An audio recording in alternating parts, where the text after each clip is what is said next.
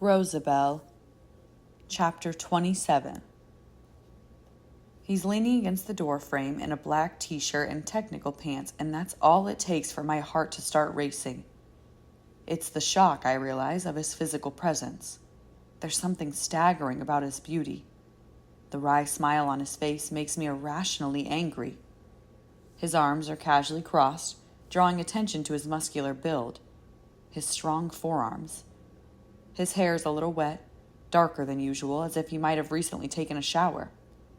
His blue eyes are cold, closed off. He doesn't seem happy to see me, and this disappoints me even as I can't conjure a single reason why the sight of me should please him. I thought I was finally done with him. I've been trying not to think about him.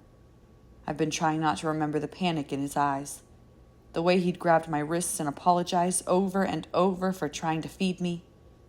I'm suddenly terrified that I'll never be rid of him, that his voice, like Clara's, will live in a loop in my mind forever. Where'd they take your sister? The asylum, right? But, how do we get there? Hey, he says, tilting his head. You coming? But, how do we get there? I hesitate a moment more, willing my body to cool. The effects of his initial disorienting impact are beginning to recede, and I'm now becoming painfully aware that seeing him again might be the precursor to something darker. I thought that James, having served his purpose of delivering me to the rebels, was no longer useful. I thought my focus had shifted exclusively to the procurement of the vial. If you're smart enough, you'll see it coming.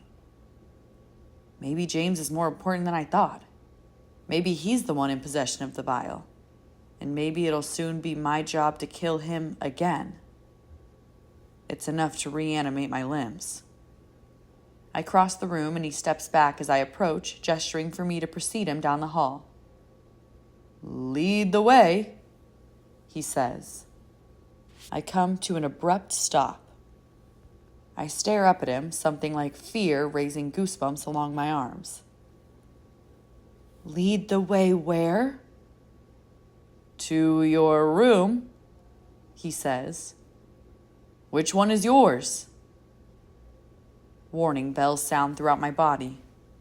In response, I turn slowly forward, guiding him to my room in silence.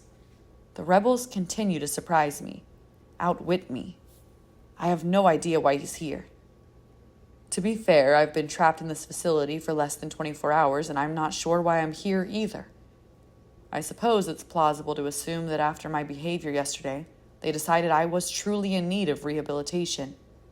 It's an unlikely theory, but I can't rule it out altogether.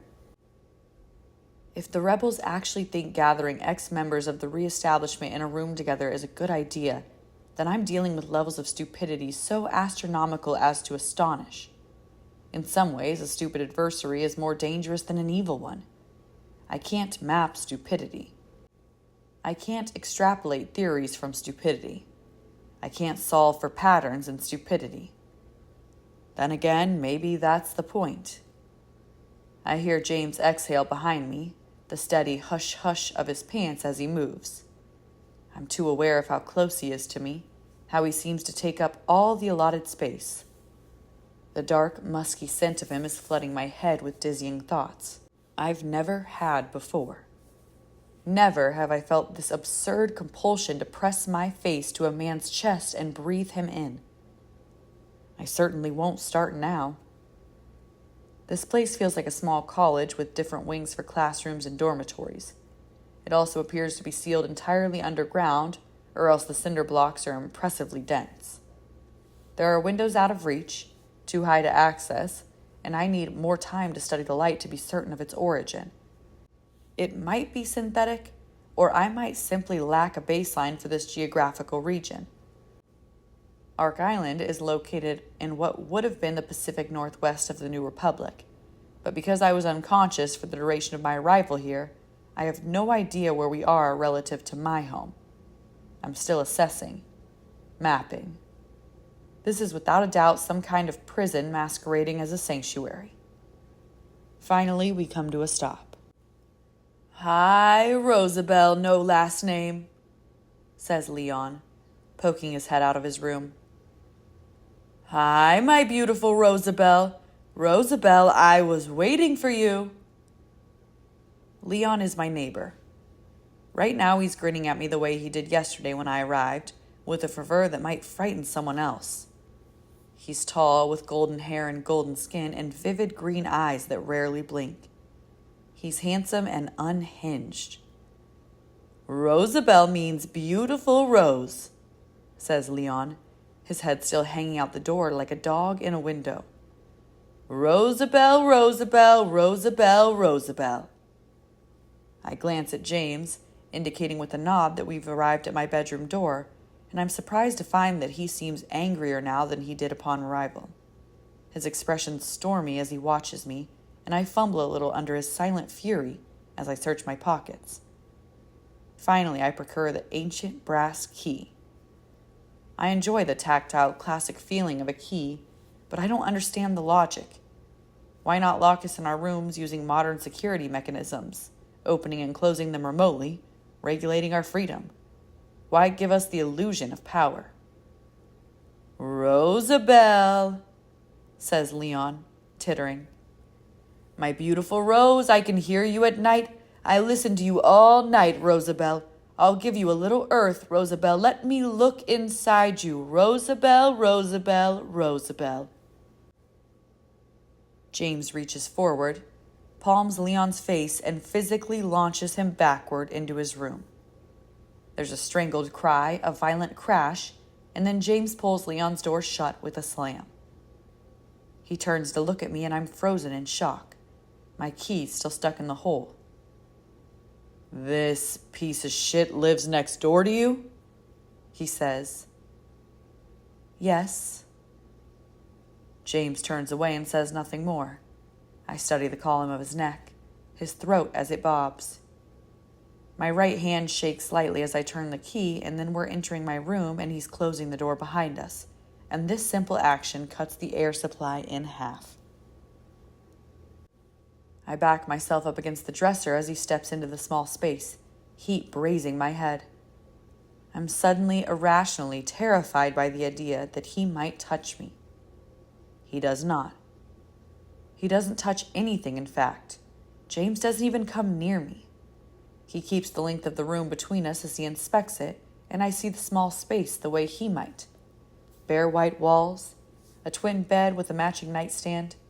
There's an adjoining bathroom with a full-length mirror affixed to the back of the door. He doesn't move from his spot, but his eyes are trained on my bed. Wow, is the first thing he says. You make your bed like a soldier. Impressive. I look at it. The tight, crisp sheets, the perfect corners, the smooth blanket. The pillows are uncrushed, plump like a pair of eggs. I stiffen with alarm. I'd not been expecting an inspection, and perhaps I should have. I didn't sleep in my bed last night. Instead, I sat with my back against the door, staring into my messenger bag at the bottle of water and the small bag of nuts. I ate all of them, every single one. And then I licked the salt off the plastic and drank all the water from the bottle and stared into the dark and fought to breathe. I listened to the quiet, straining my ears for signs of life. I scoured every inch of the bathroom, fished my arms down the toilet, touched my fingers to the mirrors, unscrewed the stopper from the sink. I pulled every drawer out of the dresser and ran my hands down the walls and pressed my ears to the carpet, listening. Nothing. Nothing. Each time, nothing. It began to drive me wild. The idea that they might allow me to lock myself in my room without a shred of surveillance was driving me wild. I needed to find something, needed to know whether the reestablishment had found a way to watch me here, and if not, why my enemy hadn't either. I finally collapsed in the middle of the room, my heart beating so hard my vision had begun to blur. I never made it to the bed, the sheets of which I'd yet to strip. I lay there, starfished on the floor, my eyesight blearing with fatigue, wondering how I'd ended up here in this moment. I remembered something my mother used to say to me when I'd whine for something she couldn't give me. or when I was frustrated with a problem she couldn't solve. She'd say, "Rosabelle, when there's something you want but you can't have, you can either be patient or be creative. Choose a path." When the bullet in my mother's gun went off, the path was chosen for me. Nothing could slow the force of a shot that expelled her from her world and me from mine. In an instant, I stopped being a child.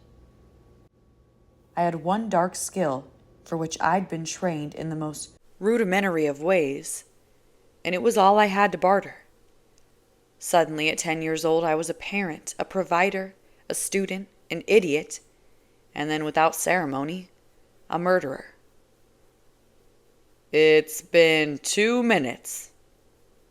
I look up, blinking. "I counted," James says, leaning against the wall. He looks at his watch. The straps are made of leather, the style out of place.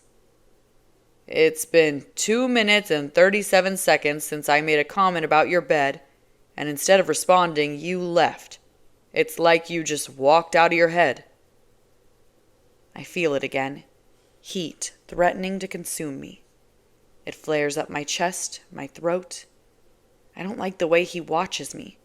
I don't like the way he seems to pay attention. I don't like it. I don't like it. I don't. "Where did you go?" he says. "Nowhere," I say quietly. "I'm right here." He flashes me a look that borders on amusement.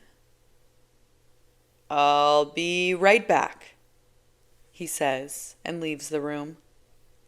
I'm standing in exactly the same position, my head held at exactly the same angle when he re-enters the room a few minutes later, this time carrying a chair. The door slams shut behind him, and I flinch. He sees this, but he says nothing. Instead, he pushes the chair up against the far wall and takes a seat, giving me as much space as the room will allow. He nods to the bed. "Have a seat, Rosabelle." "Why? What are you going to do to me?" His eyes seem to die out like a guttering flame.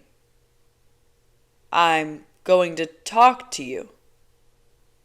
I exhale, but slowly, keeping my body still. This is a relief. Finally, something that makes sense. Something I know how to manage. "You've come to interrogate me." "No," he says, leaning forward, arms on his knees. "I'm just gonna talk to you." My heart rate spikes again. I blink away the sudden rush to my head, backing up against the bed in confusion, my calves knocking against the frame. I draw upon an inner reserve to calm down, crush myself. Die. "You've been dead inside for years," I remind myself. "You've been dead inside for years." Then, with a force that takes my breath away, I finally understand. In a moment of pure, undiluted panic, I finally understand. This is why I keep making mistakes around him. This is what's wrong with me. This is why I can't seem to die and stay dead. Why my skin keeps burning, my heart keeps racing, my head keeps spinning. He is what's wrong with me. After so many years being dead inside, James makes me feel alive.